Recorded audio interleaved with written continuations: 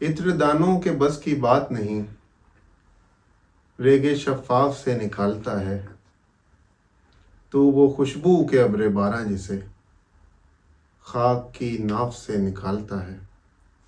और तूने चूमा हो जिसकी आंखों को, वो तहे आप देख सकता है। तू जिसे रात दिन मुयस्सर हो, कोई भी ख्वाब देख सकता है। याद पामाल कर रही है मुझे, और कोई जिस्म पर निशान नहीं। ये बहुत दुख की बात है दोस्त, जिंदगी तुझसी मेहरबान नहीं।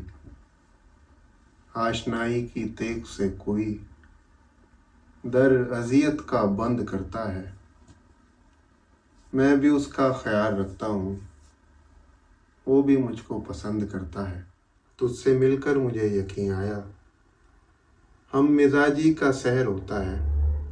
यूं खुली है तेरी नज़र मुझ पर, जैसे रंगों का शहर होता है। मुब्तलाए गमे दो आलम था, जैसे तैसे रहा गुजारा किया। और एक दिन तेरी हंसी ने मुझे जिंदगी की तरफ इशारा किया। और मुस्कुराना भी ऐब है गोया, बोझ है अगर खुशी तेरे बिन है। दिल महकता है जिसकी खुशबू से, आज उस फूल का जन्मदिन है।